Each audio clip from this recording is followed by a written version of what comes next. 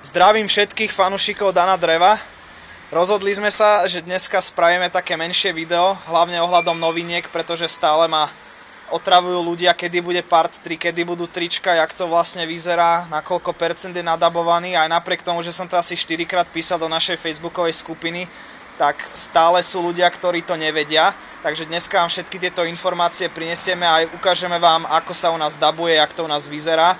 Takže mnoho ľudí si myslí, že dabujeme v nejakom profesionálnom štúdiu s 12 mikrofónmi a zvukotesnými kabinami, ale skutočnosťou je, že dabujeme v obyčajnom študentskom byte v Brne, pretože tu študujeme.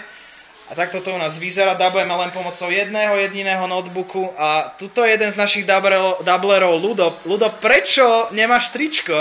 No, čaute všetci, chcel by som vás pozdraviť a tričko nemám preto, lebo ako všetci už vedia, tak budeme vyrábať trička za drevo a ja čakám na to, lebo ostatné trička sa mi nepáčia. To je výborný názor, Ludo, ale ešte taký mesiac si budeš musieť počkať. Takže poďme za druhým našim dublerom, Jankom. A neviem, Janko je asi tu. Čo robíš? Tak toto sme trošku nevychytali. Čo sa stalo, Peťo? Čo robíš? Janko, povedz nejaké informácie o tom partu 3. No, viete čo, ľudia, takto to je. Ten Peter, to je úplný blázon, ja som sa nestiel ani vytrieť, ani napudrovať riť. Ale čo sa týka toho partu, na čo všetci čakáte, tak vás poteším, že už asi za taký mesiac to bude, 25. by to malo byť vonku. Vtedy nám končia všetky skúšky a všetko by už malo byť v pohode. Dano, bude nejaká stránka, alebo... Ale všetko bude. Bude všetko, takže sa môžeme... Do piče zajebali. Môžeme sa tešiť aj na stránočku. Ďalšia vec, čo by som vám rád ukázal, pozrite sa, tu je značka, zákaz zastavenia a... Nie, zákaz státia, sorry. Toto, jak sme ju dostali, jak sme ju získali, to je na dlhšiu dobu. Počúvaj, Stano, kam ideš?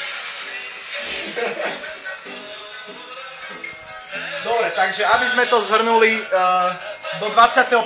máme skúšky, ak nebudeme nič opakovať, ak všetko dáme na prvý termín, tak by mal byť do týždňa niekde na začiatku júna, by mala byť stránka, nový part, potom by mal byť part 4 v podstate do mesiaca. Všetko bude, len buďte trpezliví, my tie skúšky spravíme, to vám sľubujem a... Koko! To je asi tak všetko, takže čaute. Majte sa, čaute.